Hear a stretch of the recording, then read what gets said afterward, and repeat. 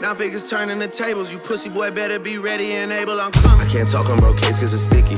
Free tea and free greasy, my Achilles. My youngest put lots on the city, so dealership I have been contacting for a few weeks now just hit me up with an offer on the M4, and I am really debating selling it. I've been trying to get rid of it, and they got me on a hook with I could trade in the M4. The offer is only on the table if I trade in the M4, and they have a 911 Turbo S, which has been my dream car since I was a fetus. So that would be unreal if I could pick that up. That would be such a beautiful car. I'm not in love with the spec. I will say that the spec is mid compared to other 911s, like a clean black one, Mogs. But either way, we're going to check it out. We're going to test drive it. If I don't fuck with it, they told me they have some other cars in store for me. I saw a beautiful spec on a Urus, which would be insane. I've never drove in a Urus. I've only been in them a few times, and I'm a big fan. I almost bought a Cayenne Turbo GT a few months ago, which is, I guess, its competitor, direct competitor.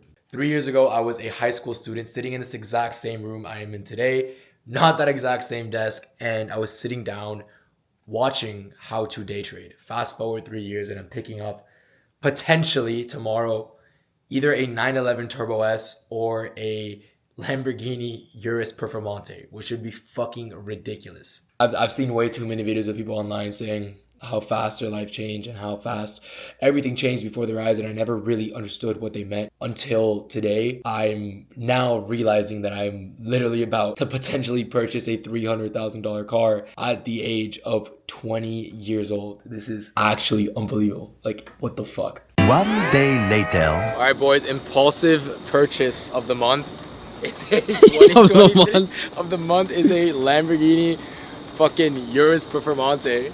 Shit is insane. We actually came to buy this Turbo S. The Turbo S, which, by the way, that car's been my dream car since I was like a baby. Test drove that shit. Overrated. It's better in Forza than it is in real life. Test drove this shit. Absolute fucking beast. Look at the inside. Fucking Alcantara everywhere. We already got an energy drink in there for the ride home when I'm done with this monster. Shit is actually like unreal. Bro, it doesn't feel real. Like, to wake up in the morning and like look down, you just see that logo. It's fucking insane, bro. This shit is a beast. I test drove it, bro. Like, instantly fell in love, bro. Literally full on like carbon accents everywhere. It has like a little like fake ass wing. Everywhere carbon accents. Shit sounds insane. I'll cold start it right now. Black rims, black accents. This is actually like the perfect fucking spec. I don't think I'm changing shit. And I'm Italian, and it has these like little like tough ass things. Italian flag for an Italian boy. Start that shit. Cold start? Yeah. Do I put in Corsa? Corsa. Verbals off the cold start, bro. Absolutely insane. Bro, it doesn't feel real. Bro, it's insane. You can go inside.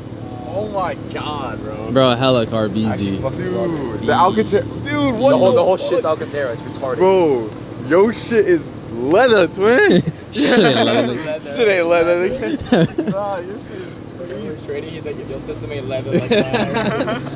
Hey, that boy got the Urus. You forgot the black and red interior. Yeah. It's clean as fuck. It's clean because it's all Alcantara. Like on the regular Uruses, it's leather and it feels like old, but this shit just feels nice. Nah, it's red. And it's like it makes the seat more comfy. Dude, it's mad comfy. Yeah, I love this shit. We have to convince Akram to buy it. Bro. We have to convince Akram to Bro, buy it. I'm telling him, like, how are you gonna let everybody else mog you right now? Like, Sounds nice too. This is sport. I'll put in like sport plus when we get off this fucking dumbass like area, bro. Ooh! Sounds nice as fuck. Sounds nice, bro. I don't know when to downshift. That's my fucking issue. Go. And then you rip it. Yeah. It sounds, bro. I'm used to the M4. The M4 sounds like shit. Bro, if anyone's watching this shit, do not buy an M4 thinking that shit sounds nice stock. I also bought bucket seats. I have like 15K. I have $15,000 in mods sitting in my fucking garage right now, just waiting to be sold. In a car that you don't have. In a car that I already sold, bro. I'm gonna throw out 15K into fucking Cauchy and flip it to a mill. Live on YouTube. By the way, I went to test drive the Turbo S and I came out with a Lambo. Yeah, he was fully convinced on a Turbo S and he's like, yo, I just bought a Urus Perf. Ridiculous. I sent you a photo. I was like, yo, Loki, which one? Bro.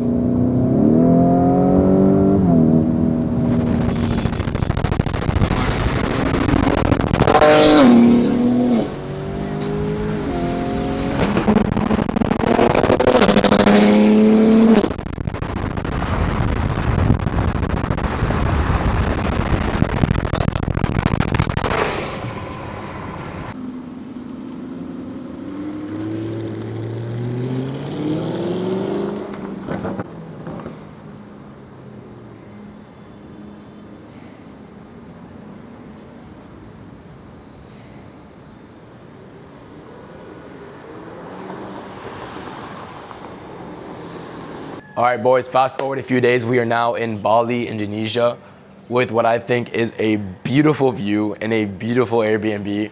And I'm sure you guys are almost sick of seeing the lifestyle aspect of trading. I want to make a little snippet for this video talking about what the inputs look like, because I'm so sick of showing you guys kind of the fruits of the labor of trading. I'm sick of showing you guys the outcome, right? Because all you guys see is the outcome. How I made $10,000, how I made $8,000, right? I woke up this morning, boom, what is that? $8.5 thousand payout from Alpha Futures. It's almost like every week I'm waking up to a 5-figure payout. Why is that? Do I expect a 5-figure payout? Do I want a 5-figure payout? Absolutely not. I have no expectations set for my trading. I have no outcome set for my life. There is no goal in my mind objectively about, oh, I want to make 20K this week trading. I want to make 5K today trading. I want to make $1,000 today trading, because I know damn well in the back of your head, it's, oh, I want to make $100,000 this month trading. I want to make $1 million this year trading. I want to make it out. I want to make all this money trading. If you are so fixated and set on the outputs, how do you ever expect to have the right inputs? Right? And the reality is, if you want to travel, if you want to drive nice cars, if you want to have nice watches, you can't be fixated on living that lifestyle. What you should be fixated on is figuring out a way to maximize the inputs, figuring out a way for you to work as hard as humanly possible on what your actual goal is. If your goal is to travel, if your goal is to have a nice watch, a nice car, don't think about the nice items that you want to carry out throughout your lifetime. Think about the work you have to put in to get there, right? For example, if you're a trader, and I'm sure most of you guys watching are traders, because I myself am a trader. I've been trading for a little over 3 years now and gotten well over $400,000 alone from prop firms in payouts in the last 2 years. And you think I got there by telling myself, oh, I want to get a payout this week. Oh, I want to get a payout today. Absolutely not. Absolutely not. The only way I got to where I am today is by sitting down and telling myself that I will follow my rules. I will follow my system. And I'm sure you guys are also sick of me telling you to follow your rules and follow your system, but that is the reality of it. That is the reality of it, right? No one is coming to help you. No one can hold your hand and carry you throughout your trading career. It is you versus you. Right? Stop blaming Price. Stop blaming Trump for his tweets. Stop blaming all the ongoing things going on in the world, because the reality is there's people constantly making money in the markets. And if you're constantly blaming other sources for the reason that you're losing money and you're losing your trades, you are never going to make money trading. There's always going to be external factors at play. There's always going to be a president saying something. There's always going to be political things affecting the market. The reality is the markets are constantly going to be changing. The markets will never be the same.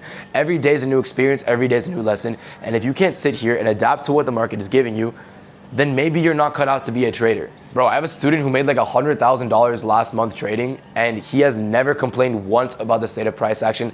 I have countless of students who have made multiple 5 figures over the last few months trading, and I've had the best trading months of their careers, including myself, because they don't sit here and cope. They don't sit here and complain saying, oh, but this is happening and this is happening. No. Sit down, grow, learn, and adapt to what the market is giving you. Like, bro, I'm not gonna be here forever telling you guys to have some discipline, right? There has to be a point in time where you sit down with yourself and you be brutally honest with the situation you're in, and you can acknowledge, I am not where I want to be in life.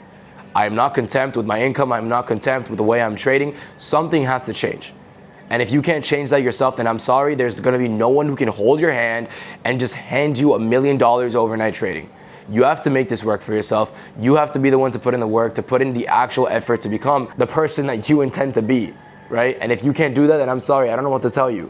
I don't know what to tell you, because I am sick of telling you guys to follow your rules and follow your system when you're not even trying to become a better trader. With that being said, I hope you guys all have a blessed day. I hope you guys enjoyed this video and took something out of it, and I'll see you guys in the next one. Peace out.